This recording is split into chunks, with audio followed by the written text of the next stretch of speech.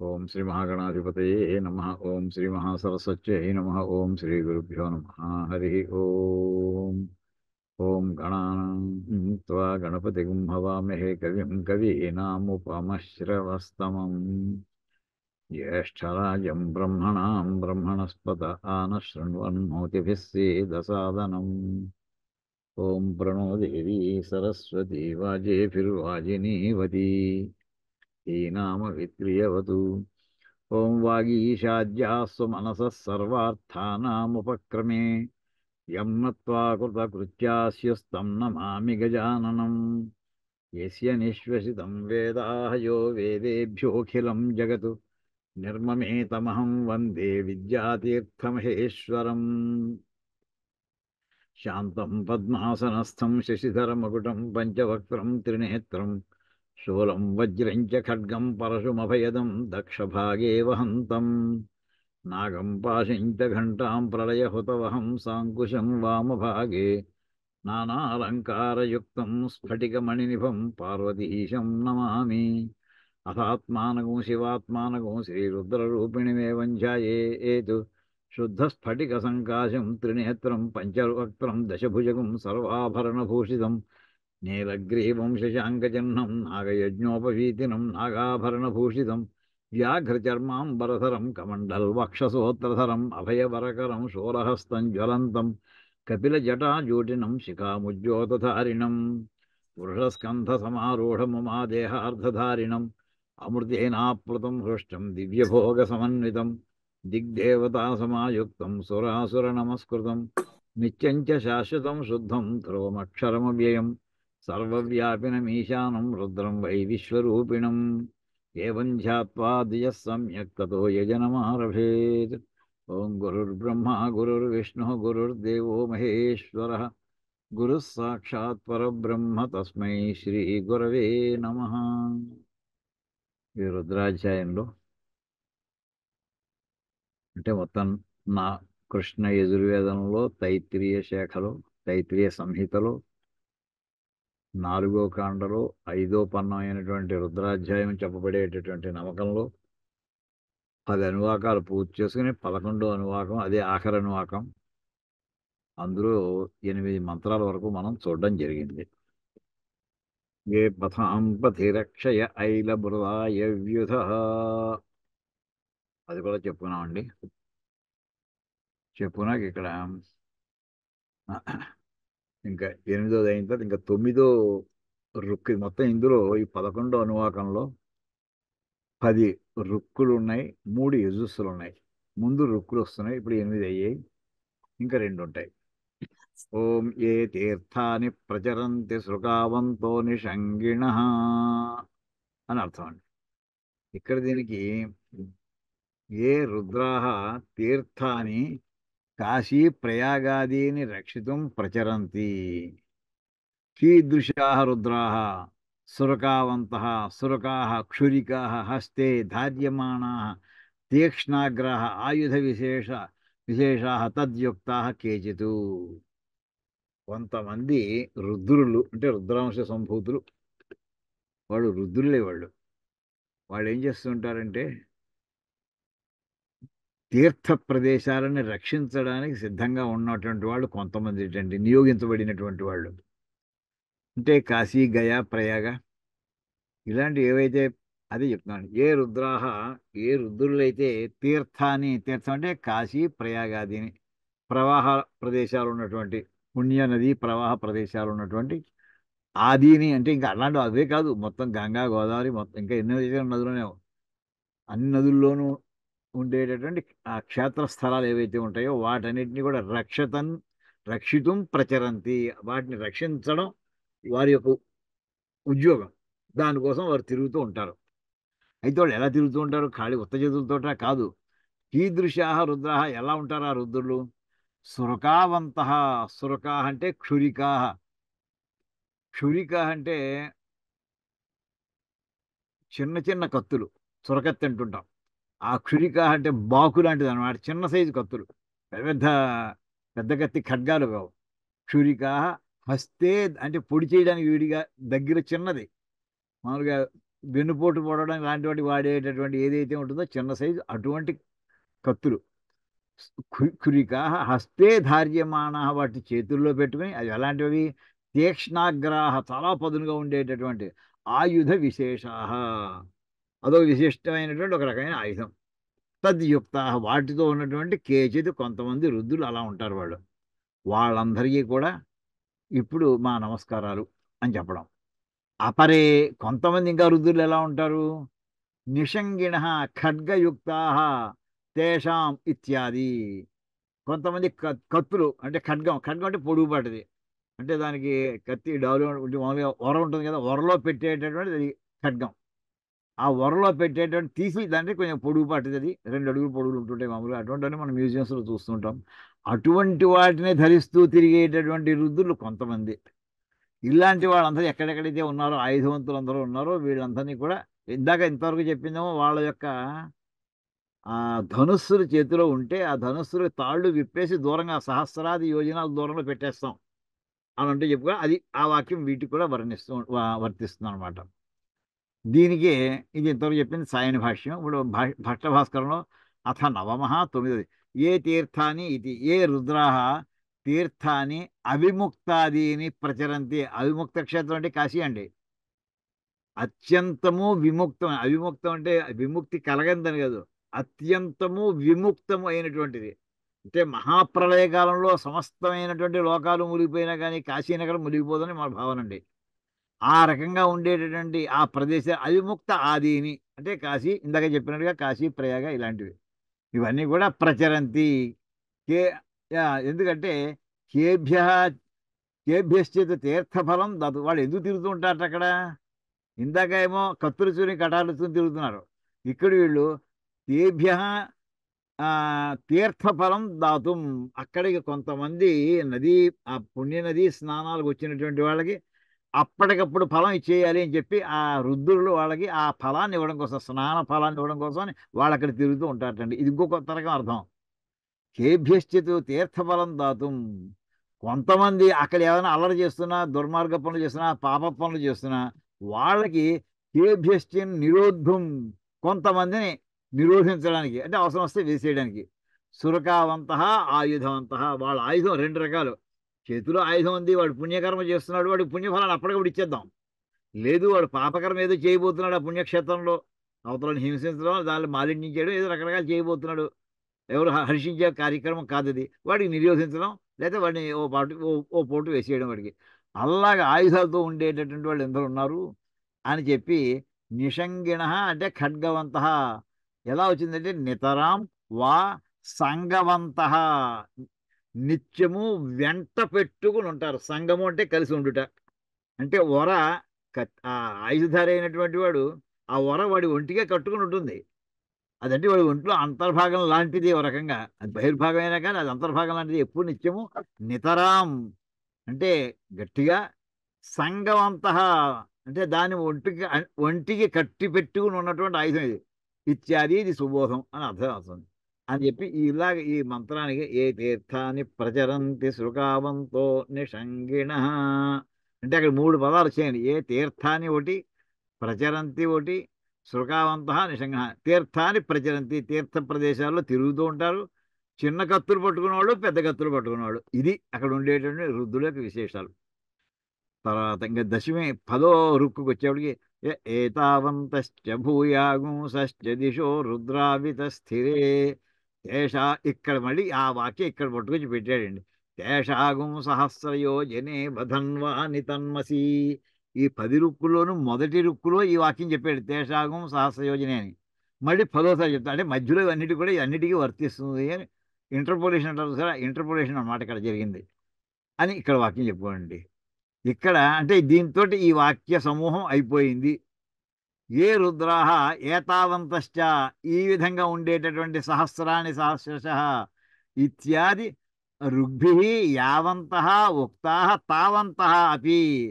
ఇంతవరకు ఈ రకంగా సహస్రాన్ని సహస్రశ లక్షలకి లక్షలు ఇత్యాది ఇత్యాది ఋగ్భి, ఈ రుక్కుల చేత ఎంతమంది, యావంత ఎంతమంది, ఉక్తా ఎంతమందో, తావంతో అంతమంది, అంతకంటే ఎక్కువ మంది కూడా, ఏదో సంఖ్యాపరంగా ఏదో అంకె అన్నారంతే. లక్షలాది మంది అంటే లక్షలు లెక్కలు పెట్టానే కాదు, ఇంకా అనంత కోటి అని అర్థం అంతే.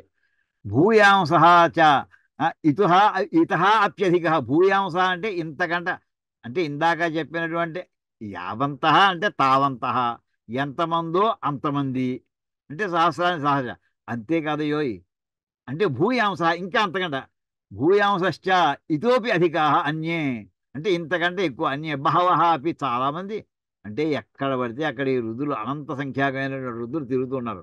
దిశ వితస్థిరే, అంటే సర్వా దిశ ప్రవిశ్య స్థితా, వాళ్ళ సమస్తమైన దిక్కుల్లోనూ కూడా వాళ్ళు అక్కడ ప్రవేశించి కూర్చుని ఉన్నారు. వాళ్ళు అక్కడ రెడీగా స్థిత నుంచుని ఉన్నారు. వాళ్ళు అక్కడ కూర్చోవడం కాదు, నుంచుని ఉన్నారు వాళ్ళు. అంటే మనం మామూలుగా 4 దిక్కులు అన్నామండి. ఈ 4 దిక్కులైనా ఎన్ని మామూలుగా లేదు, ఒక్కొక్క దిక్కును మళ్ళీ 2 భాగాలు చేసి అష్టదిక్కులు అన్నాం. ఈ 8 దిక్కులు మళ్ళీ 2 చేస్తే 16 అవుతాయి, 32 అవుతాయి, 64 అలా అవుతూనే ఉంటాయి. అది చివరికి మన సర్కిల్ తీసుకున్నట్టు చేస్తే 360 డిగ్రీస్ చేశారు. ఇంకా వాటిలో మళ్ళీ అదే డిగ్రీ, ఇది ఒక్కొక్క డిగ్రీకి మళ్ళీ 60 నిమిషాలు. నిమిషం అంటే టైం నిమిషాలు కాదండి, జామెట్రీలో నిమిషాలు. మళ్ళీ ఒక్కొక్క నిమిషానికి ఒక్కొక్క 60 సెకండ్లు, అది కూడా జామెట్రీ సెకండ్లు. ఇలా చూస్తే మొత్తం మీకు ఎంత అంత సంఖ్యాకంగా పెరిగిపోతుంటే ఇంకా వాళ్ళు అంతర్భాగాలు చేసుకోవచ్చు.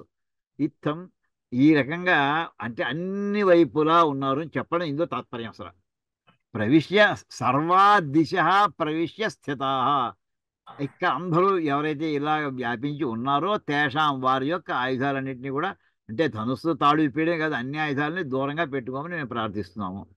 ఇత్తం దశ సంఖ్యాకా రచ వృక్తా, ఈ రకంగా 10 సంఖ్య కలిగినటువంటి రుక్కులు ఇక్కడ చెప్పడం జరిగింది. అథ దశమ, ఇదేమో ఇంతవరకు చెప్పిందేమో సాయని భాష్యం. ఇప్పుడు భట్టభాస్కరం ఈ 10వ దానికి ఏతావంతశ్చ ఇది యావంతః ఉక్తాః సహస్రాణి సహస్రః ఇత్యారభ్య ఏ తీర్థాని ఇత్యేవం అంతేషు, అంటే ఎంతమంది చెప్పడం జరిగిందో 10 రుక్కులను మొట్టమొదటిదానికి సహస్రాన్ని సహస్రశో ఏ రుద్ర దిభూమ్యాం తేషాగం సహస్రయోజనే వధన్వ, అక్కడి నుంచి అన్నీ లెక్కేసుకుంటారండి. మధ్యలో ఒక్కొక్కటి ఒక్కొక్క కేటగిరీ చెప్పుకుంటూ వచ్చారు. ఈ ఆరభ్య దాంతో మొదలు బిగినింగ్, అది ఆ మంత్రంతో ఆ రుక్కుతోటి. ఏ తీర్థాన్ని ఇప్పుడు చెప్పుకున్నటువంటిది ఏదైతే ఉందో అది ఆఖరిది. ఇది ఏవం అంతేషు మంత్రేషు, ఈ ఏ తీర్థాన్ని అని చెప్పినటువంటి మంత్రములతో పూర్తయిన దాంట్లో నిర్దిష్టా రుద్రాహ ఏతావంతశ్చ భూయాంశ్చ, ఎంతమంది అయితే ఆ మంత్రాల్లో చెప్పబడ్డారో అంతమంది రుద్రులు. తర్వాత భూయాంశ్చ అంటే ఇంకా ఎక్కువ, ఇంకా ఇంకా అనంత సంఖ్యాకమైనటువంటి వాడు, ఇంకా ఎక్కువ, అంతకంటే ఎక్కువ. రుద్రాహ ఇతోపి బహుతరాహ, ఇంతకంటే ఇంకా ఎక్కువ. బహుతరం అంటేనే కంపారిటివ్లీ ఎక్కువ అని, హయ్యర్.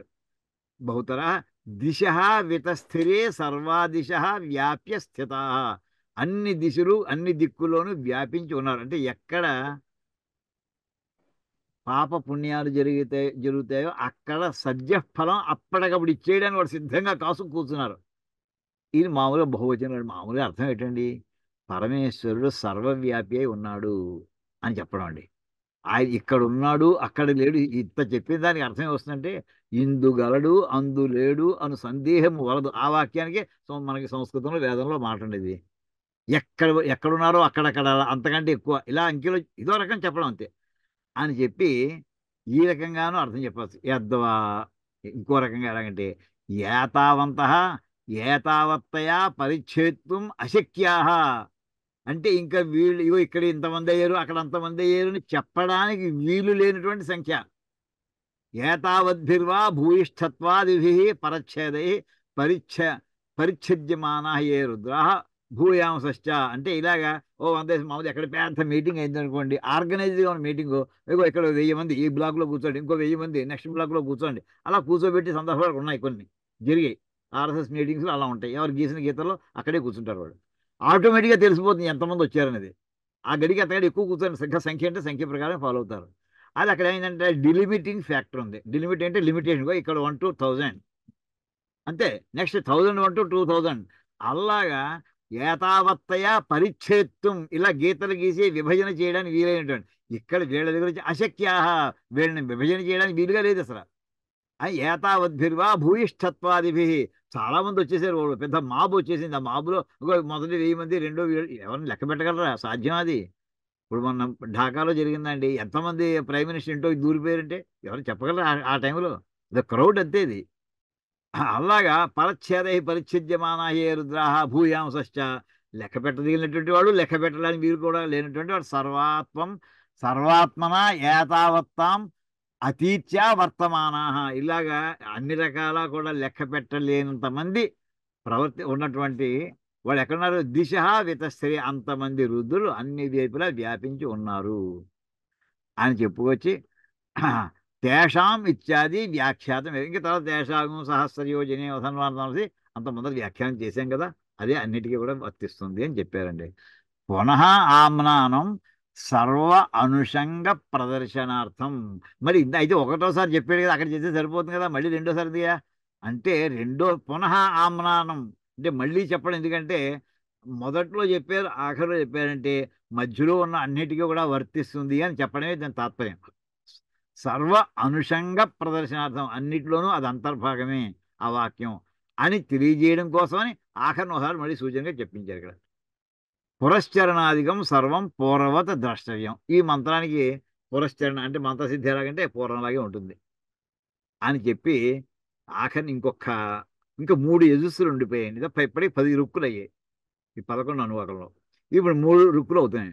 ఓం నమో రుద్రేభ్యో ఏ పృథివ్యాం ఏ అంతరిక్షే ఏ దివి ఏషామన్నం వాతో వర్షమిషవస్తేభ్యో దశ ప్రాచీర్దశ దక్షిణాదశ ప్రతీచేర్దశోదీచేర్దశోర్ధ్వాస్తేభ్యో నమస్తేనో మృడయంతు తేయంద్విష్మో యశ్చ నోద్వేష్టితం వో జంభే దధామి అని ఇక్కడ ఇందులో చెప్పిన దాంట్లో మొత్తం ఇందులో 3 యజస్సులు వచ్చేసేయండి.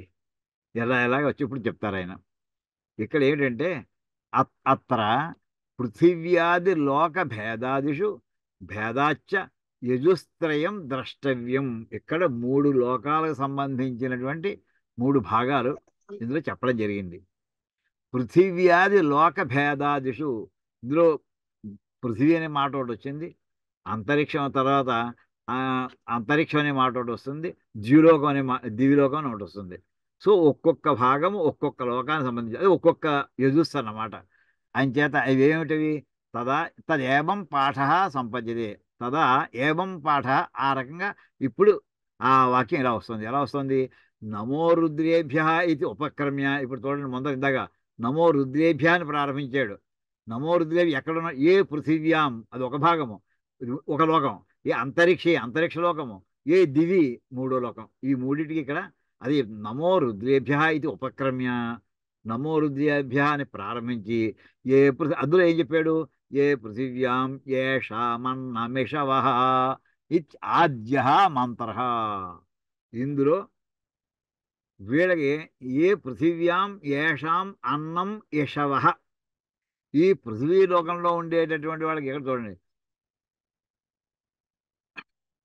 ఇక్కడ వీళ్ళకి పృథివీ లోకంలో ఉండేటటువంటి వాళ్ళకి బాణములు ఏమిటంటేట ఈ రుద్రులకి అన్నంటండి. అది చెప్తున్నాడు.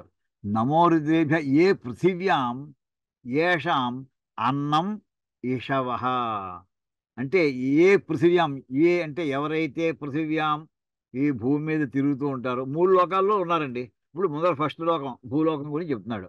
ఈ భూలోకంలో పృథివీ లోకంలో ఎవరైతే ఏ రుద్రులైతే ఉన్నారో వీళ్ళ బాణాలు ఏమిటి, అంతరిక్షంలో ఉండే వాళ్ళ బాణాలు ఏమిటి, ద్యులోకంలో ఉండేటటువంటి బాణాలు ఏంటి, బాణాల్లో చిన్న తేడాలు పెట్టారండి. ఏమేమిటో అక్కడ చూడ చెప్తున్నారండి.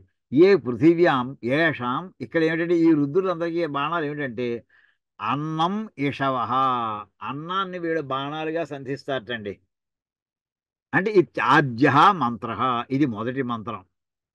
3 మరి యజుస్సులు అన్నారు కదా, మరి ఇది మొదటి యజుస్సు అనమాట. రెండో యజుస్సు ఏమిటయా?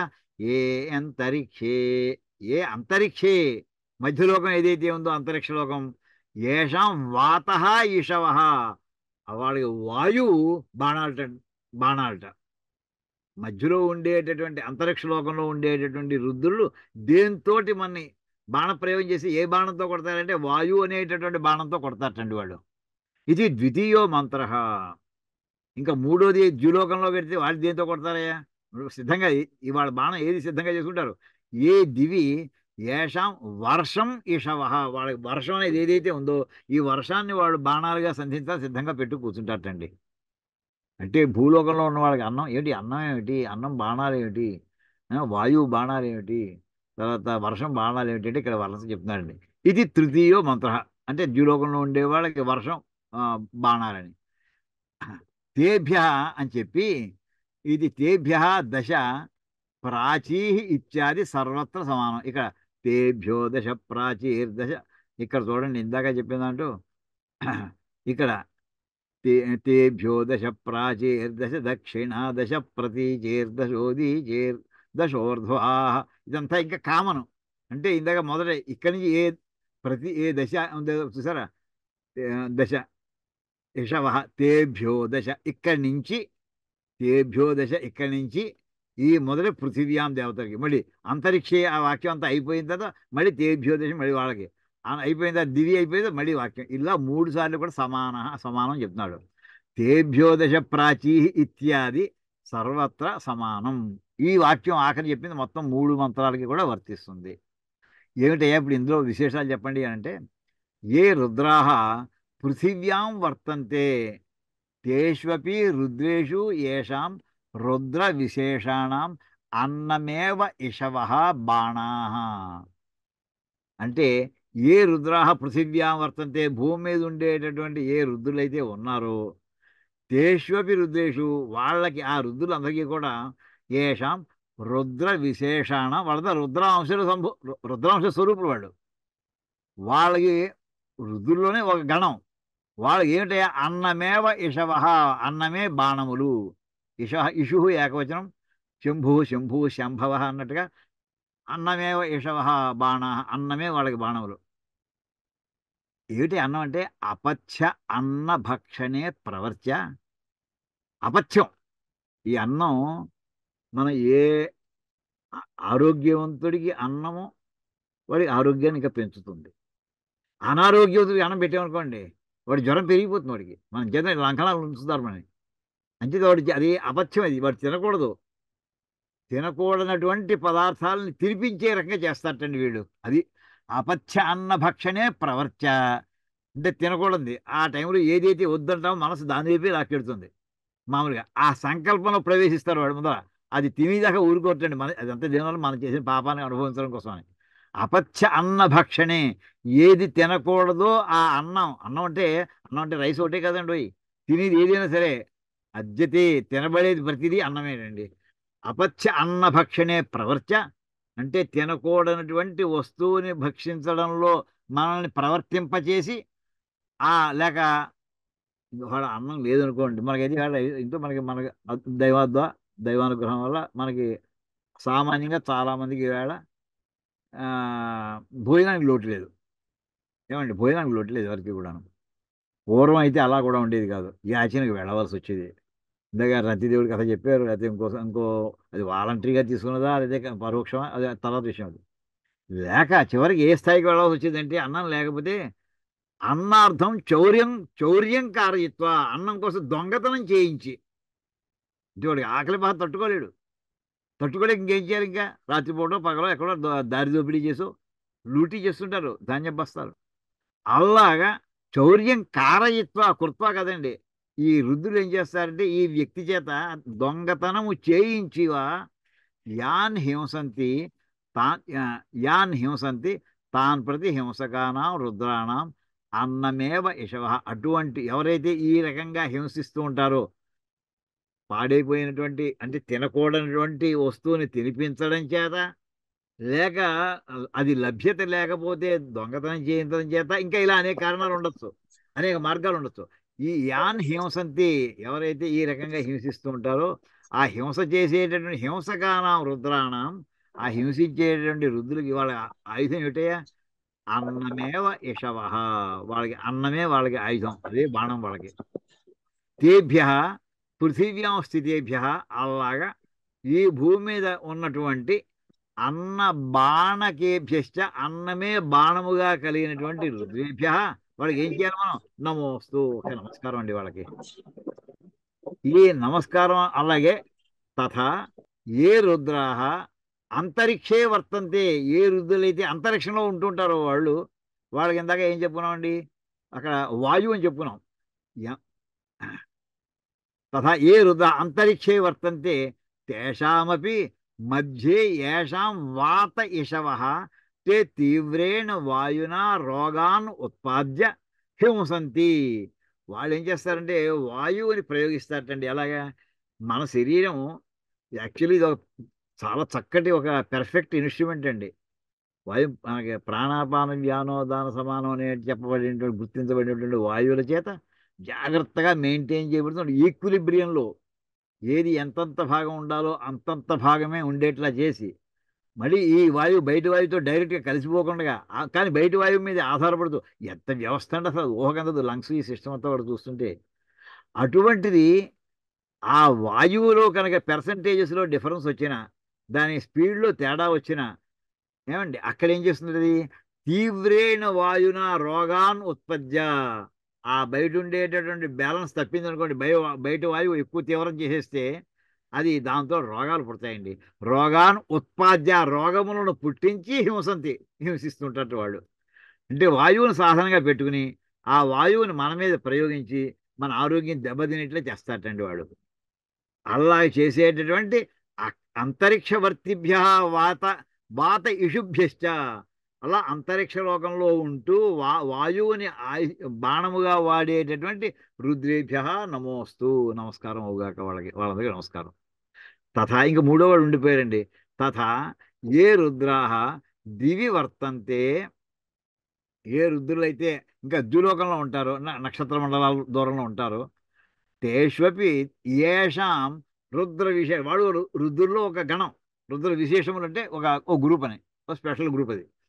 వర్షమేవ ఇషవ అతివృష్ట్యా అనావృష్టిభ్యాం ప్రాణిన హింసంతి. వాళ్ళు ఏం చేస్తారంటే అతివృష్టి అనావృష్టి, ఈ అతివృష్టి వస్తే వచ్చేటటువంటి కలరా ఇలాంటి మొత్తానికి ఫాలో అప్ డిసీజెస్ అన్ని స్టార్ట్ అయిపోతాయండి. కంటామినేషన్, దానివల్ల ఇంకా భయంకరమైనటువంటి వ్యాధులు.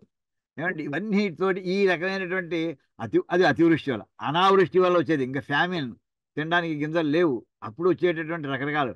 ఈ వర్షాన్ని వాళ్ళు ఆధారంగా బాణంగా పెట్టుకుని వాళ్ళు ప్రాణుల్ని హింసిస్తుంటారండి. అంటే రుద్ర విశేషాణం వర్షమేవ ఇషవ. వర్షమే వాళ్ళకి బాణాలు.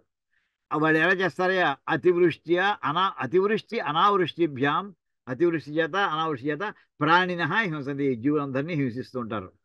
అలాగా ఆ రకంగా హింసించే తేభ్యో దివిస్థితేభ్య, ద్యులోకంలో ఉండేటటువంటి వర్ష ఇషుభ్య, వర్షము ఆయుధముగా కలిగినటువంటి బాణముగా కలిగినటువంటి రుద్రేభ్య నమోస్తు. వాళ్ళకి మా నమస్కారం అందుగాక, వాళ్ళకి నమస్కారం అని చెప్పేశారండి. అంటే ఇప్పటికీ ఈ రుద్రులు భూమి మీద ఎలా ఇబ్బంది, లక్షలాది మంది, సహస్రాన్ని సహస్రశ అన్నారు. ఇంకా వాడు లేడు, కంచం మీద ఉన్నాడన్నాడు, అన్నంలో ఉన్నాడన్నారు, ఇంకా చెట్ల మీద ఉన్నాడన్నారు.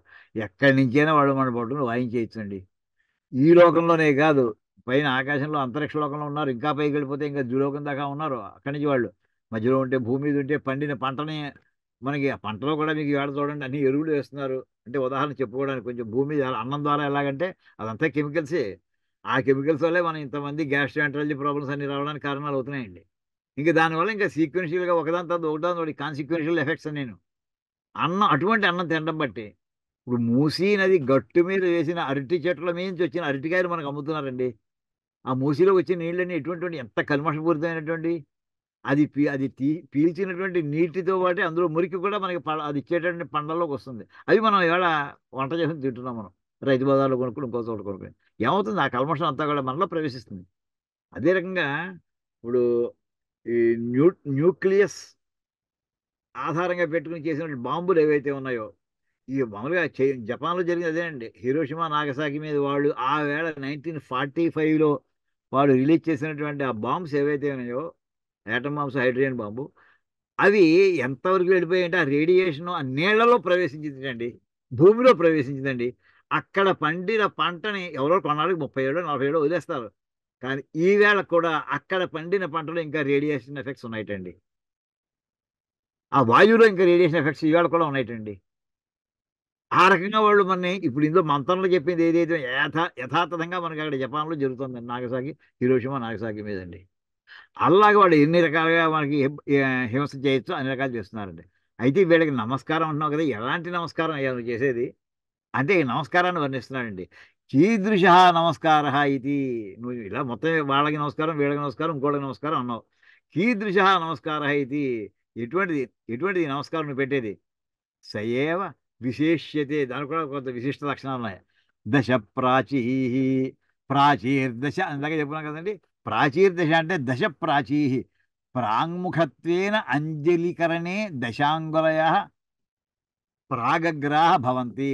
నా రెండు చేతులు జోడించి ఈ చేతికి 5 వేళ్ళు ఉన్నాయి, ఈ చేతికి 5 వేళ్ళు ఉన్నాయి, 10 వేళ్ళు కలిపి తూర్పు వైపుకి నేను చేతులు పెట్టి నమస్కారం చేస్తున్నాను. అదిటండి. ఇది కొత్త రకం అండి. నమస్కారాన్ని వర్ణించడం నా 10 వేళ్ళని నీ వైపు తిప్పుతున్నానయ్యా. ప్రాచీర్దశ అంటే అదిటండి అర్థం. అంటే ప్రాంగ్ముఖత్వేన ఆ తూర్పు వైపునికి తిరిగి ఆ పక్కనే అంజలికరణే నమస్కారం చేయడంలో దశ అంగుళయ 10 వేళ్ళు. అంగుళి అంటే వేలు. దశ అంగుళయ 10 వేళ్ళు ఎలా ఉండాలి? ప్రాగగ్రాహ భవంతి. అంటే మన వేరు చివర అది ఆ తూర్పు వైపు ఉండాలి. ప్రాక్ అగ్రహ తూర్పు వైపు ఉండాలి. వెనక్కి తిరిగి మన వైపు తిప్పుకోవడం కాదండి. అలా ఉండేటటువంటి కేవలం ఆ రకమైనటువంటి అంటే నీకు నమస్కారం చేస్తున్నాయి అంటే ఇలాగా అయ్యా తలకాయ కిందకి వంచి భక్తితోటి ప్రణామం చేస్తుంది, అంజలి ఘటిస్తున్నామయ్యా అని చెప్పుకోడండి. ఏవం దక్షిణ దక్షిణాదిషు దక్షిణ దిక్కు మళ్ళీ దక్షిణాదిక్కు అంటాం. అప్పుడు కూడా మళ్ళీ దశ ప్రాచీర దశ మళ్ళీ అక్కడ అయిపోయింది. మళ్ళీ దక్షిణా దిశ అక్కడ కూడా మళ్ళీ 10 వేళ్ళు కలిపి నీకు నమస్కారం పెడుతున్నాం అయ్యా. అంటే దక్షిణ వైపు కూడా ఆ రకంగా దక్షిణ వైపుకి తిరిగి ఆ పక్కకి మా నమస్కారం అయ్యా. అలాగే పడమటి వైపుకి, అలాగే ఉత్తరం వైపుకి, అలాగే ఊర్ధ్వాదికు పై దిక్కుకి. అదే చెప్తున్నారు. దక్షిణా దిశు ఊర్ధ్వాంతేషు యోజ్యం. ఇదే రకంగా అన్ని దిక్కుల్లోనూ కూడా ఈ రకంగానే భావించుకోవాలి. ఈదృశై అంజలి విశేషై అంటే నమస్కారాలు విశేషమైనటువంటి నమస్కారం చేత తేభ్య రుద్రేభ్య నమోస్తు. అంటే వేళ్లతో నమస్కారం పెడుతున్నా అంటే ఎంత జాగ్రత్త అంటే మీకు చెప్పడంలో ఇప్పుడు 10 అని అంకి వేసిన దానికి 10.0 అని వేసిన దానికి తేడా ఉందా లేదా అండి? ఉందండి. 10 అన్నాం 10, 10.0 అన్నాం. 10.0 అంటే వాల్యూ 10 కానీ కానీ ఏంటంటే నేను దశాంశ స్థానం వరకు కూడా నేను జాగ్రత్త చేస్తున్నానయ్యా. ఇప్పుడు బ్యాంకులో వేసేవాడు మనకి వచ్చేవాడు పైసలు రెండు దశాంశ స్థానాల వరకు శోధిస్తారు. జ్యోతిష్ చక్రంలో అదే జ్యోతిషం క్యాలిక్యులేట్ చేసేవాడు 3వ దశాంశ స్థానం వరకు క్యాలిక్యులేట్. అది 0.000 కావచ్చు, కానీ 0.000 0.001కి తేడా ఉంది. అంటే అంత పరిశీలనగా అంత లోతుగా పరిశీలన చేస్తున్నాం. అంటే అంత శ్రద్ధగా మేము నీకు నమస్కారం చేస్తున్నా అంటే దశాంశ భాగం వరకు కూడా నీకు శ్రద్ధ పట్టి మేము నమస్కారం చేస్తున్నాం అని చెప్పడం ఇందులో సూచించబడుతోందండి. అని చెప్పి ఈ దృశై అంజలి విశేషై తేభ్య రుద్రేభ్య నమోస్తు. తేచ అయితే వాళ్ళు ఏం చేయాలంటే నమస్కారం పూచేసి వెళ్ళిపోవడం కాదు. తేచ రుద్రాహ నహ అస్మాన్ మురళయంతు సుఖయంతు. వాళ్ళు ఈ నమస్కారాలను స్వీకరించి మమ్మల్ని సుఖవంతులను చేయుగాక. అదేండి చివరికి ప్రణామం వాళ్ళకి చేసుకునేది. తే వయం తే వయం నమస్కృత రుద్రాహ సంతః. ఏమండి ఇంకా అయితే ఇంకో మన కోరిక ఇంకోటి ఉందండి. మేము ఎటువంటి మేము నీకు 10 వేళ్లతోటి నమస్కారం చేస్తున్నటువంటి మేము మీరెటువంటి వారు? మా చేత నమస్కరించబడుతున్నటువంటి మీరు అంటే శ్రద్ధగా నమస్కరిస్తున్న మేము. ఇప్పుడు ఇద్దరే ఉన్నారు, నేను నువ్వును. రుద్రుడు అంటే రుద్రుడు. చాలా శ్రద్ధగా నమస్కారం చేస్తున్నటువంటి నేను మా చేత నమస్కరించబడుతున్నటువంటి నీకు చిన్న విన్నపం అయ్యా. ఏమిటది? నమస్కృత రుద్రాహ సంతః యం వైరిణం తూష్ణీమివ స్థితమపి ద్విష్మ. మాలో ఈ అరిషడ్వర్గం ఉందయ్యా. మాకు మాత్సర్యం ఉంది, కోపాలు ఉన్నాయి, తాపాలు ఉన్నాయి. మాకు శత్రువులు ఉన్నారు, మిత్రులు ఉన్నారు. ఎవళ్ళైతే మాకు కొంతమంది శత్రువులు ఉన్నారయ్యా. శత్రుత్వంలో 2 రకాలు. నేను వాడిని శత్రువుగా భావిస్తున్నాను, వాడు నన్ను భావించక్కర్లేదు. అలా ఒక రకం. రెండో రకం, నేను భావించట్లేదు శత్రువుగా, కానీ వాడు నన్ను భావిస్తున్నాడు శత్రువుగా. అంటే 2 రకాలు. నేను శత్రువుగా భావిస్తున్నవాడు వాడి విషయంలో ఏం చేయాలి అంటేట, వాడు ఇప్పుడు యాక్టివ్గా ఉన్నాడా నీకు శత్రువుగా? లేదు. ఇప్పుడు వాడు సైలెంట్గా ఉన్నట్టు కనిపిస్తున్నాడు, కానీ ఎప్పుడు దెబ్బ కొడతాడో నాకు తెలియదు. యం వైరిణం తూష్ణీమివ స్థితం. ఇప్పుడు ప్రస్తుతం సైలెంట్. తూష్ణి అంటే సైలెంట్గా ఉండడం అండి. తూష్ణీమివ సైలెంట్గా ఉన్నట్టు కనిపిస్తున్నాడు. కానీ సైలెంట్గా ఉన్నట్టంటే సైలెంట్గా ఉండాలని లేదు, అది రూల్ కాదు అది. ఇప్పుడు మొన్న బంగ్లాదేశ్లో చూడండి, లాస్ట్ మినిట్ దాకా ఆవిడ అపాయింట్ చేసినటువంటి కమాండర్ ఇన్ చీఫ్ లాస్ట్ మినిట్లో ఏం చేశారు చూసారా? నీకు 45 మినిట్స్ టైం ఇస్తున్నాను, just 45 minutes, with seconds calculate చేసుకో, ఉంటావో వెళ్ళిపోతావు నీ ఇష్టం అంతే. 46 సెకండ్ మినిట్లో ఇవి ఉండవు, నువ్వు ఇక్కడ ఈ దేశం భూమి మీద ఉండవు. ఏం వార్నింగ్ అండి ఇది? 45 మినిట్స్ టైమా ఒక ప్రైమ్ మినిస్టర్గా చేసి ఆవిడ ఎవరైతే అపాయింట్ చేశారు, ఈవిడికి ఏమైంది అనమాట అక్కడ? ఆవిడికి వాడు అంత ముందరకు తూష్ణీమివ స్థితం, అంతవరకు వాడి యొక్క భావం ఈవిడ కనిపెట్టుకోలేకపోయింది. సైలెంట్గా ఉన్నాడు, వాడు శత్రువుని కూడా అనుకోలేదు ఈవిడ. అలాగా ఎం వైరిణం తూష్ణీమివ స్థితం అపి, వాడు సైలెంట్గా ఉన్నప్పటికీ. కానీ మాకైతే వాడి మీద మాకు అనుమానం ఉంది, వాడి మేము ద్వేషిస్తున్నాం. ఇంకేదైనా వాళ్ళు పూర్వం చేసినటువంటి పనులు అలాంటివి. అంటే ఎం వైరిణం ద్వేష్మ, మేము ఏ శత్రువునైతే ద్వేషిస్తున్నామో వాడి పూర్వ చరిత్ర ప్రకారము. అయితే ఇప్పుడు వాడిని కత్తించుకోలేదు, కర్రెచ్చుకోలేదు కదా, లేదయ్యా ప్రస్తుతం వాడు సైలెంట్గా ఉండొచ్చు, వాడిని మేము మాత్రం రేపు నమ్మలేము వాడిని. అది ఒక రకం. లేక రెండో రకం, యశ్చ వైరి నహ అస్మాన్ అస్మాన్ తూష్ణీం అవస్థితాన్ అపి. కానీ ఇంకొకటి రెండో కేటగిరీ వాడి రెండో రకం శత్రువు ఎటువంటి వాడి, మేము సైలెంట్గా ఉన్నాం, మేము సైలెంట్గా ఉన్నా కానీ ఆ వైరి మమ్మల్ని ద్వేషించే శత్రువు ఎదుర్కొన్నా ఉన్నాడు, వాడు ఇప్పుడు యాక్టివ్గా లేడు. అలా వాడిని నమ్మలేం మేము. ఎం ఎష్ట వైరి నహ మేము సైలెంట్గా నహ అస్మాన్ తూష్ణీం అవస్థితాన్ అపి, మేము సైలెంట్గా ఉన్నప్పటికీ వాడు మమ్మల్ని ద్వేషిస్తున్నాడు, ఎప్పుడు దెబ్బ కొడతాడో తెలియదు. యహ అంటే ఇక్కడ ఏంటంటే యహ వైరి ద్వేషి, ఎవడైతే మమ్మల్ని ద్వేషిస్తూ ఉంటాడో. అంటే రెండు రకాలు అయ్యారండి. తం ఉభయ విధం వైరిణం, ఆ రెండు రకముల కేటగిరీస్కి సంబంధించినటువంటి శత్రువుని, హే రుద్రాహ వహ యుష్మాకం జంభే విదారిత ఆస్యే దధామి స్థాపయామి. నువ్వు ఒక్కసారి నోరు తెరవయ్యా, రుద్రరూపంతో నీ నోట్లో దంతాల మధ్యలో పెట్టేస్తాను వాడిని అని అంటున్నాడండి.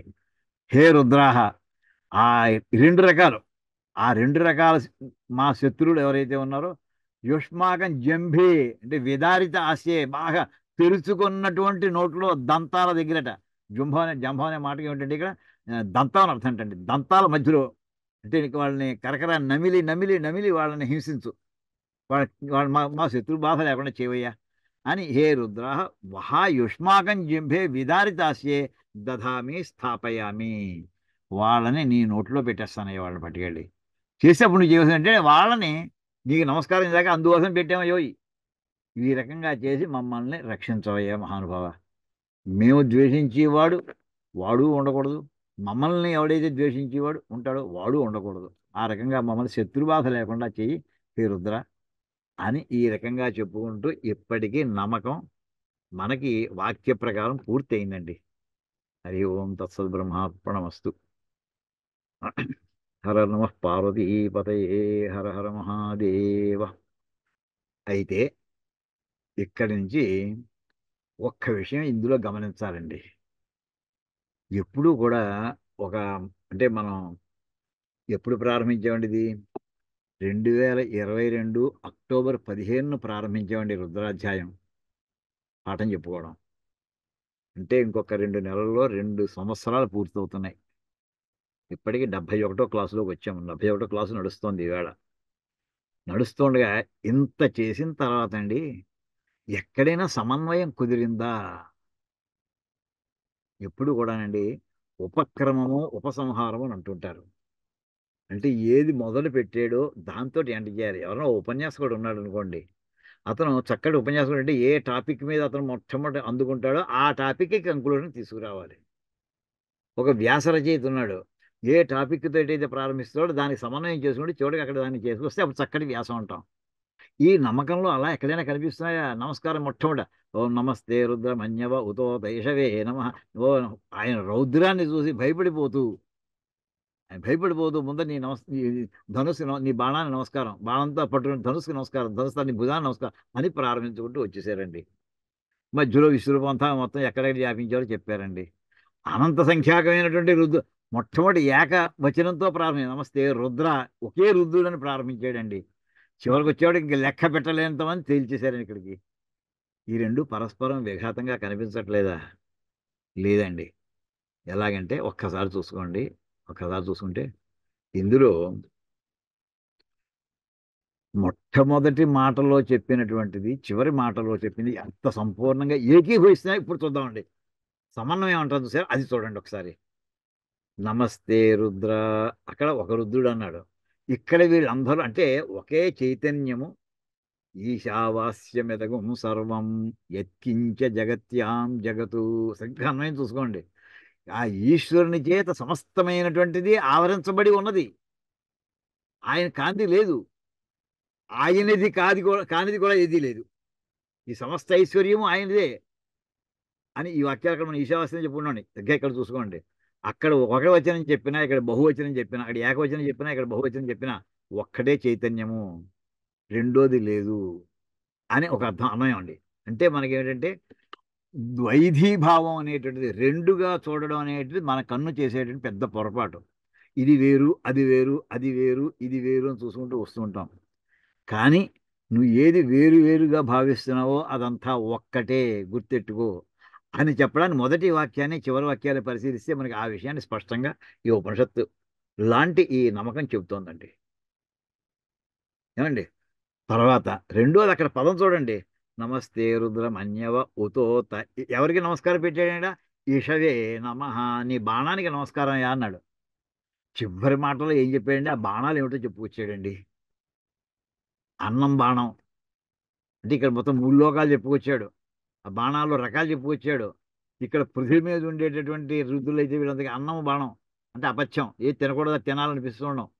రెండోది మధ్యలోది వాయువు అంటే మనకి ఆయుర్వేదం ప్రకారం వాత పిత్త కఫాలు అంటుంటారు కదండి. శరీరంలో వాతంలో తేడా వస్తే అనేక రకాల రోగాలు వస్తాయి. ఆయుర్వేదం అందరూ తెలిసిందే, ఇది ప్రతి వాళ్ళకి అనుభవంలో ఉన్నది. ఇలాగ ముల్లోకాలకి సంబంధించినటువంటి అన్నము, వాయువు, వర్షము, వీటి వల్లే పంట పెరిగేది కూడా. పంట ఎలా వస్తుందండి? ధాన్యం వేస్తాం, ధాన్యం వేసిన తర్వాత ఉత్త ధాన్యం వేసి సరిపోయిందా? దాని నీళ్లు కావాలి, వర్షం పడాల్సిందే. వర్షం వస్తే సరిపోయింది, అది పెరుగుతుండడానికి వాయువు వస్తూ ఉండాల్సిందే, కిరణాలు రావాల్సిందే. ఈ రకంగా మొత్తం ప్రక్రియ అంతా జరగగా వచ్చేటటువంటి ఫలం ఏదైతే ఉందో, ఈ ఫలము సత్ఫలం అయితేనే మనకి చివరికి శరీరం నిలబడుతుంది అసలు. అప్పుడే నీ సేవ చేసుకోగలుగుతాం అయ్యా. అందుచేత మా మీద ఏ రకమైనటువంటి బాణాలని నువ్వు ప్రయోగించకు. అక్కడ ఒక బాణమే చెప్పాడు, ఇషవే, ఏకవచనం, ఇషు అనేది ఏకవచనే. కానీ అందులో ఇన్ని రకాల అంతర్భాగాలు ఉన్నాయ్యా. భూమి అనే ఒక మాట వాడతామండి. భూమి అంటే ఒక్కటే. భూమిలో ఎన్ని కోట్లాది కోట్లాది జీవరాశులు ఉన్నాయండి, ఎన్ని వస్తువులు ఉన్నాయండి, అసలు ఎవరిని లెక్క పెట్టగలడా? అలాగా ఏకవచనంతో ప్రారంభించి అనంతమైనటువంటి సంఖ్యతో తీసుకొచ్చాడంటే ఇవన్నీ కూడా పరమేశ్వరుని వర్ణించేటటువంటిది అని చక్కటి సమన్వయం కుదురుతుందండి ఇక్కడ.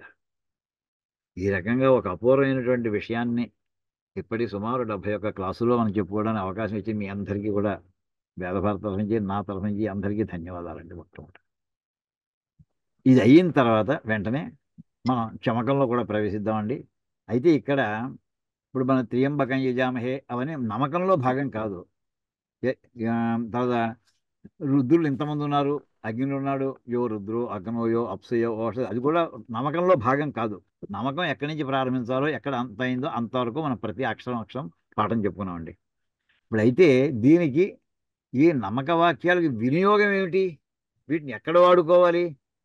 ఆ ఎక్కడ వాడుకోవాలంటే నీకు అనేక రకాలైనటువంటి యజ్ఞాలు, యాగాలు, ఆ పద్ధతి అంతా మళ్ళీ ఇవి మన తైత్రీ శాఖలోనే. ఇది 4వ కాండలో 5వ పన్నం అండి. ఇప్పుడు మనం చెప్పుకున్నది రివర్స్లో 5వ కాండలో 4వ పన్నంలో దీని వివరణ అంతా వస్తుందండి. యజుర్వేదంలోనే తైత్రీ సంహితలోనే 5వ కాండలో 4వ పన్నంలో అక్కడ ఏ రకమైన ద్రవ్యాలు తీసుకోవాలి, ఋత్వికులు ఎలా ఉండాలి, ఇంకోటి ఎలా ఉండాలి, మొత్తం అంటే ఎగ్జిక్యూషన్ ప్రాసెస్ అంతా అక్కడ చెప్పుకుంటూ వస్తారండి. మామూలుగా మనం తీసుకున్నటువంటిది ఇంతవరకు తీసుకున్నాము. దీని తర్వాత చమకం కూడా చెప్పుకుందాం అండి. ఇప్పుడు కాసేపు బ్రేక్ తీసుకుందాం. ఎవరి అభిప్రాయాలు, మీ అభిప్రాయాలు మీరు వ్యక్తం చేయొచ్చు.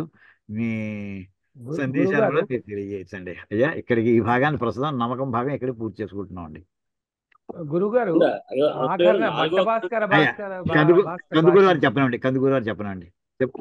4వ కాండలో 5వ పన్నం కదా, 5వ కాండలో 4వ పన్నం కాదురా? ఇది నమ్మకము 4, ఇప్పుడు చెప్పేది నమ్మకము 4వ కాండలో 5వ పన్నం. దీనికి వివరణ ఎలా వాడుకోవాలి, నమ్మకంలో మంత్రం ఎలా ఏ యజ్ఞంలో వాడుకోవాలి చెప్పేది 5వ కాండలో 4వ కాండం. ఓహో, అలా వచ్చిందా? ఇది 4.5, అది 5.4 గుర్తెట్టుకోండి. దీన్ని ఇక్కడ ఒక చిన్న భట్టభాస్కర భాష్యం మర్చిపోయారండి. ఏమండి దీని లాస్ట్ దాన్ని భట్టభాస్కర భాష్యం అవసరం ఇంకా లేదా? ఉందా? అది వదిలేసా. అది చూస్తాను, అది కూడా అది చెప్తాను, తప్పకుండా చెప్పండి దానికి. మరి వెళదాం.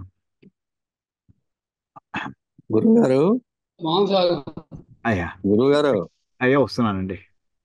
ఎవరు? సుబ్రహ్మణ్యం. ఒక్క నిమిషం ఆగండి, ఇది అయిపోయినండి. అలాగే అలాగే అలాగే గురుగారు. వైరం హే రుద్ర యుష్మాకం చెప్పే విదారితాస్య దధామి స్థాపయామి. నమో రుద్రే, ఇక్కడ భట్టభాస్కరం అండి, కరెక్ట్ అండి. నమో రుద్రేభ్య ఇత్యాది యాదుష మంత్ర. ఇదేమో ఇప్పుడు యజుర్వేదానికి సంబంధించిన, యజుస్సుకు సంబంధించిన మంత్రం. అస్య ఋషి భగవాన్ ఏవ, రుద్రుడే దీనికి ఋషి. అనుష్టుభే ఛంద, అనుష్ఠుప్ ఛందస్సు, రుద్రయేవ దేవత. అంటే మనకి ఋషి దేవత ఛందస్సు అని చెప్తారు కదా, అదంతా చెప్పారు. అనేన మంత్రేణ పృథివ్యాది లోకత్రయవర్తిన రుద్రాన్ని నమస్కృత్య. అంటే పృథివీ మొదలైనటువంటి 3 లోకాల్లో ప్రవర్తించేటటువంటి నివసించేటటువంటి ఈ రుద్రులందరికీ నమస్కారం చేసి, తేభ్య ఆత్మన సుఖం ఆత్మద్వేషిణాంచ వినిపాతం ప్రార్థయతే. అంటే మనకి సుఖము, మనని ద్వేషించేటటువంటి వాళ్ళకి నష్టము, ఏమండి అది ఇందులో ప్రార్థించడం జరుగుతుంది. అత్ర త్రయాణం యజుషాం, అంటే ఈ 3 యజుస్సులు కూడా నమో రుద్రేభ్య ఇచ్చేతతు తేభ్య దశ ఇత్యాది సర్వం సమానం. మొత్తం ఈ తేభ్యో దశ అంతా అందరికీ 3 మంత్రాలకి సమానంగా వర్తిస్తుంది. ఏ పృథివ్యాం ఏషాం అన్నం ఇషవ ఇది ప్రథమస్య విశేష. ఏ పృథివ్యాం ఏషాం అన్నం, అంటే ఇక్కడ భూమి మీద ఉండేటటువంటి వాళ్ళకి అన్నము బాణము, అది మొదటి మంత్రానికి విశేషము. అంతరిక్షే ఏషాం వాత ఇషవ ఇది ద్వితీయస్య, 2వ మంత్రానికి అంతరిక్షంలో వాళ్ళకి వాయువు బాణము. ఏ దివి ఏషాం వర్షం ఇషవ ఇది తృతీయస్య, దేవతాలోకం ద్యులోకంలో ఉండేటటువంటి వాళ్ళకి వర్షము బాణము. నమో రుద్రేభ్య ఏ పృథివ్యాం వర్తంతే ఏషాం అన్నం ఇషవ అన్నమేవ ఇషుస్థానీయం. అంటే హింసా సాధనం ఇది యావతు. అంటే అన్నం బాణం అంటే ఏంటంటే అన్నము బాణము వలె ఉపయోగించబడుతుంది. అంటే ఇషుస్థానీయం అంటే బాణం యొక్క స్థానం, బాణం యొక్క రేంజ్ ఎటువంటిదో, బాణం యొక్క ప్రయోజనం ఎటువంటిదో ఆ ప్రయోజనాన్ని అన్నం ద్వారా సాధించడం హింసా సాధనం. హింసకి రుద్రులు మన్ని హింసించడాన్ని దాన్ని సాధనంగా వాడుకుంటారు అని అర్థం. తత్ర కాంశ్చిత్ అన్నం భక్షయంత్య అపథ్యాశనాదిన వ్యాధీన్ ఉత్పాదయంత విద్యంతి. కొంతమంది కాంశ్చిత్ కొంతమందిని, అన్నం భక్షయంత అన్నం తినేటటువంటి అంటే శిక్షార్హులైనటువంటి కొంతమందిని ఎలా చేస్తా, అన్నం భక్షయంత అన్నాన్ని భుజించేటటువంటి కొంతమందిని అపథ్యాన్న అశనాదిన అపథ్యాన్నమును తినిపించుట చేత వ్యాధీని ఉత్పాదయంత వ్యాధుల్ని కలిగించి వ్యాధుని పుట్టించి విద్యంతి వాడు బాణాలతో కొట్టినట్టు అవుతుంది. కాంశ్చిత్ అనశనం కృత్వ కొంతమంది అన్నం ఇందాక అన్నం ఉండి బాధపడేటటువంటి వాడు, అన్నం లేక బాధపడేటువంటి వాడు. కాంశ్చిత్ అనశనం కృత్వ కొంతమంది అన్నం లేకుండా చేసి బుభుక్షయ ఆకలి బాధతో ఉండేట్లా చేసి వాళ్ళని విద్యంతి, వాళ్ళని ఆ రకంగా బాధ పెడతారు. కాంశ్చిత్ అదనార్థం స్థేయాది కార్యత్వ కొంతమందిని అదనార్థం ఈ అన్నం కోసం స్థేయం అంటే దొంగతనం ఉండే చౌర్యం, స్థేయాది కార్యత్వ దొంగతనాలు మొదలైనవి చేయించి వధాధికం ప్రాపయింది. వాడ శిక్షలో దొంగతనం చేసినప్పుడు పట్టుబడితే రాజుగారి ఇంట్లో పడితే ఇంకా తల తీసేయడం ఎక్కడ. వధాధికం ప్రాపయంతి, వధ మొదలైనవి పొందేట్లా చేస్తారు వీళ్ళు. ఇవన్నీ క్రియలన్నీ కూడా రుద్రులు మనకి చేసేటటువంటివండి పనులు. ఏవం దుష్కర్మసు హింసా సాధనం ఏషాం అన్నం, అంటే దుష్టమైనటువంటి కర్మలు చేసి అందులో హింసా సాధనముగా అన్నం, ఏషాం అన్నం ఎవరైతే అన్నాన్ని సాధనంగా వాడుకుంటారో తేభ్య నమః అస్తు ఇది. అంటే అటువంటి వాళ్ళందరికీ నమస్కారం అవుగాక. అథ నమస్కార విశేష్యతే, ఇంకా నమస్కారంలో విశేషం చెప్తున్నారండి. దశ ప్రాచీ అంటే ప్రాచ్య అంగుళయ దశ ప్రాంగ్ముఖ అంజలి రూప 10 వేళ్ళు కూడా తూర్పు వైపుకి పెట్టి, 10 వేళ్ళు తూర్పు వైపుకి పెట్టి అంటే వాళ్ళకి తూర్పుగా మనం నమస్కారం చేసుకుంటూ అని అక్కడికి అర్థం అండి.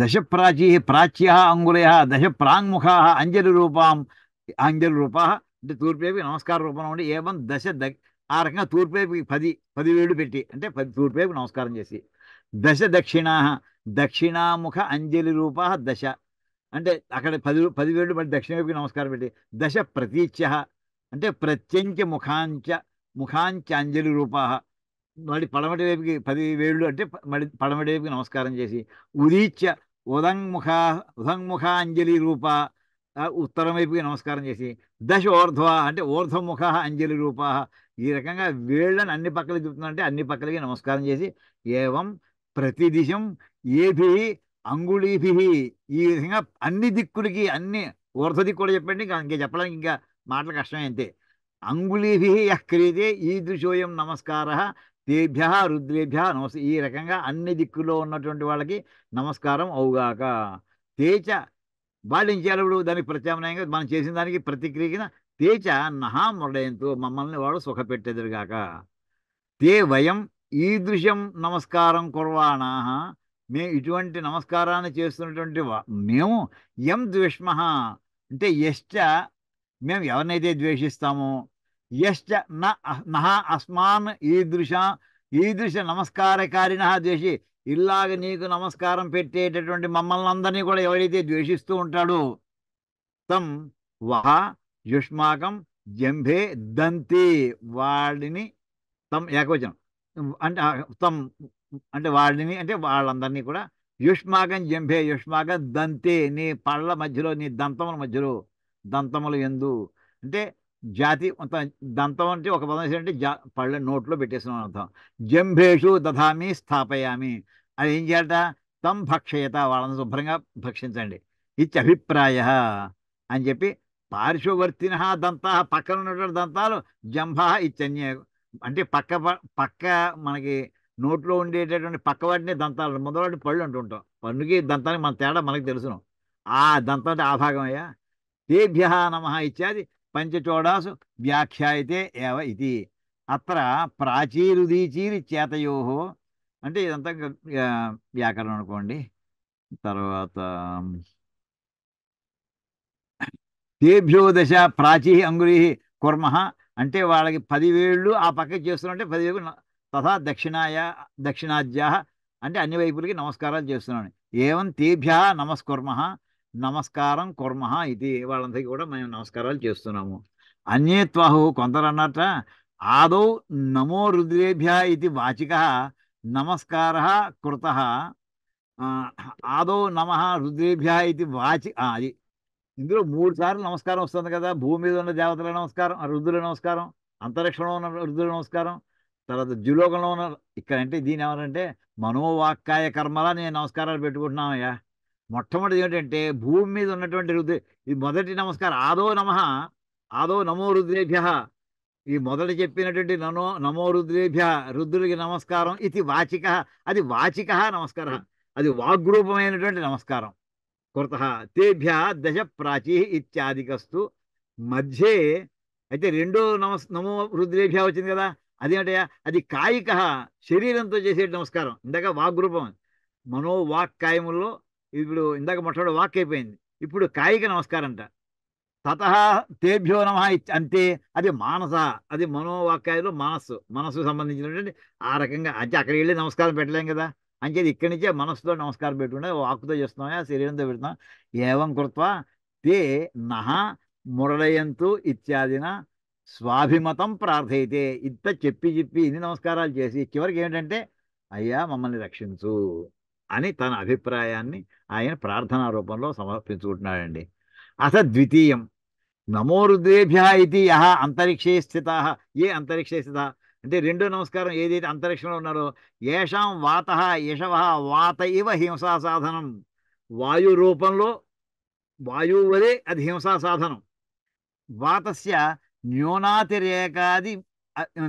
అతిరేకాదిభి అంటే వాయువు ఎక్కువ ఉండడం తక్కువ ఉండడం రెండు ప్రమాదమే సమానంగా ఉండాలి ఈక్విలిబ్రియంలో వృత్తి ప్రకారై ప్రాణిన అంటే నాడి కొట్టుకోవట్లేదు అంటుంటాం అది ప్రమాదమే నాడి ఎక్కువ కొట్టుకుంటుంది అది ప్రమాదమే ప్రాణిన ఏ హింసంతి వాయువు యొక్క సంచారం వలన శరీరంలో మొత్తం తేడాపాడాలు రావడం వల్ల ఏ రకంగా అయితే ఈ ప్రాణులను హింసించడం జరుగుతుందో ప్రాణాదీనం వా పంచానాం పంచానాం అయథావృత్తి ఉత్పాదన, ఏది ఎలా కొట్టుకోవాలో అలా కొట్టుకోకుండా చేసి, ప్రాణాపాన వ్యానోదాన సమానములు ఎలా ప్రవర్తించాలో అలా ప్రవర్తించకుండా చేసి, ఏ ప్రాణిన పీడయంతి దశ ప్రాచీ ఇత్యాది సమానమేవ. ఆ రకంగా వారందరికీ కూడా మళ్ళీ ఆ దిక్కులో ఉండేటువంటి వాళ్ళకి నమస్కారం.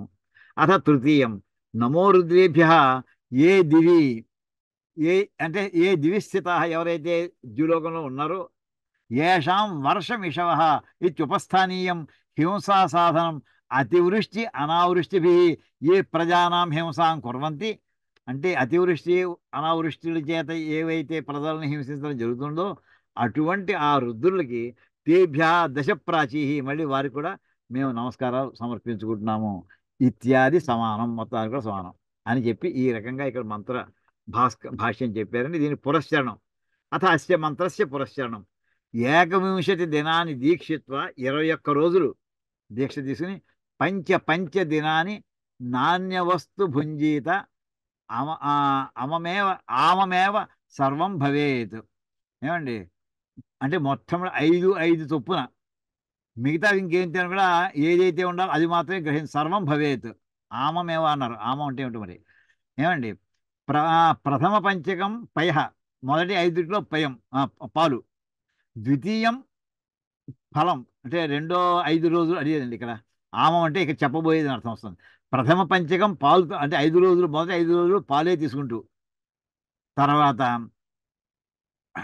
రెండో 5 రోజులు ద్వితీయం ఫలం, పళ్ళు మాత్రమే తీసుకుంటూ, మూడోసారి తృతీయం దధి, మూడోసారి పెరుగు మాత్రమే, చతుర్థమపి ఫలం, 4వది కూడా మళ్ళీ ఫలమే.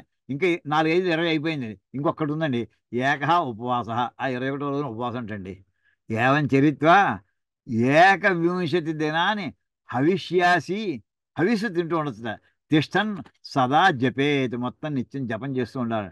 తత పంచదినాన్ని గల ప్రమాణ జలస్థ భవేత్, అంటే కంఠం వరకు నీళ్లలో నుంచుని అతను జపం చేస్తూ ఉండాలండి. ఏకదినం అఘమర్షణ విధానేన జపేత్, అఘమర్షణ స్నానం చేస్తుంటాం మనం, అలా దాంతో చేయాలట. ఆచార్యస్య దశ నిష్కం సువర్ణం దద్యాత్, 10 బంగారు రూపులు ఆచార్యుడికి సమర్పించుకోవాలి. తత్సమాంచ శుశ్రూషాం కృత్వా కృత పురశ్చరణో భవతి, ఆ రకంగా అన్నాడు కూడా మళ్ళీ శుశ్రూష కూడా చేస్తే అప్పటికి మంత్ర సిద్ధికి కావాల్సిన యోగ్యత ఇతను సాధన చేసిన వాడు అవుతాడు. తత నిత్యవత్ స్వాగ్నౌ అనేన 800 వా ఆహుతి ఆజ్యేన జుహేత్. అతను తాను అగ్నిహోత్రాలు ఉన్నటువంటి వాడు అయితే, త్రేతాగులు ఇంటూ ఉన్నటువంటి వాడు అయితే, అతను స్వాగ్నం, తన అగ్నిహోత్రాలు, ఎవరింటో అగ్నిహోత్రం తాను చేసి రావడం కాదు, 800 8,800 కానీ ఆహుతి ఆజ్యేన జుహుతి, నేత్తోటి హోమం చేయాలి. యావజ్జీవం అనన్యమనాహ జపేత్, ఇంకా బతికున్నంత కాలము కూడా ఇంకా రెండోది ఆలోచించకుండా మనసు అనన్యమనాహ, అనన్యాశ్చింతయంతో మా ఉంటుంటారు సరే, అదనమాట. ఇంక రెండోది ఆలోచించదు, ఇంకా రుద్రమే జపం చేసుకుంటూ ఉండాలి. తత అనేన కర్తవ్యం కర్మ ఉచ్యతే, ఇంకా అతను చేదో ఇంకా ఏమైనా ఉంటే కర్మలు కూడా ఇక్కడ చెప్తున్నాం. ఏవం సిద్ధస్య వక్ష్యమాణం అమావాస్యాయాం స్వాగ్నౌ కపిరాజ్యేన 800 ఆహుతి జుహ్యాత్. ఇంకా విడిగా ఇంకా కామ్యాలు ఉంటే ఇక్కడ రకరకాలండి. ఇక్కడ ఏవం సిద్ధస్య, ఈ రకంగా మంత్రసిద్ధిని పొందిన తర్వాత అమావాస్య నాడు తన ఇంటూ అగ్నిహోత్రాల్లో కపిల గోవు యొక్క ఆవునేతితోటి 8,000 ఆహుతులు హోమం చేయాలండి. పుత్వా తేషాన్ ఆలిప్య 800 జుహ్యాత్, జుట్టు రాసుకోవాలి.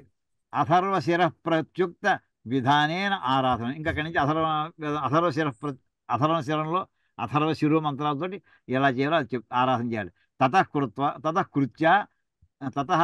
కృత్య రక్తాంగి రక్తమూర్ధజ రక్తనైనా ఉత్పత్తి, అలా చేస్తే ఆ అగ్నిహోత్రంలోంచి ఒక రాక్షసనండి, లేకపోతే కృత్య అంటుంటారు, అంటే మంత్రము చేత సృష్టించబడినటువంటి ఒక విశేషం, ఆకారం కలది, శక్తి.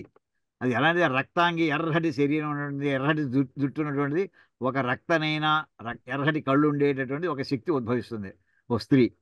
పూర్వమేవ అజా రుధిర పూరితాశ్చతుర కుంభాన్ స్థాపయిత్వ, ఇంకా అవన్నీ కూడా ఇంకా మేక రక్తం, అవన్నీ ఇంకా మనకు ఇష్టం లేదు అనుకోండి.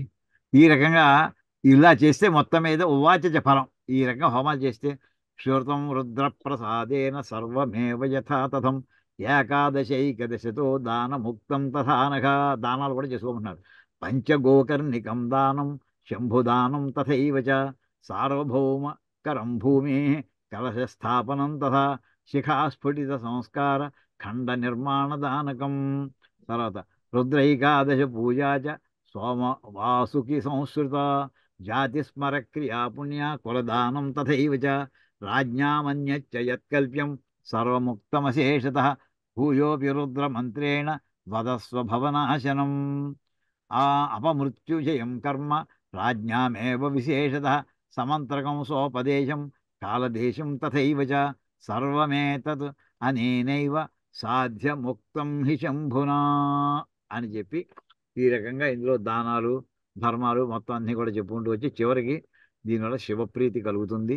ఆ ఆ, ఇదంతా కూడా సర్వం ఏతత్ అనేనైవ సాధ్యం ఉక్తం హి శంభునా. పరమశివుడు చెప్పాడయ్యా ఇవన్నీ సాధ్యం అవుతాయి.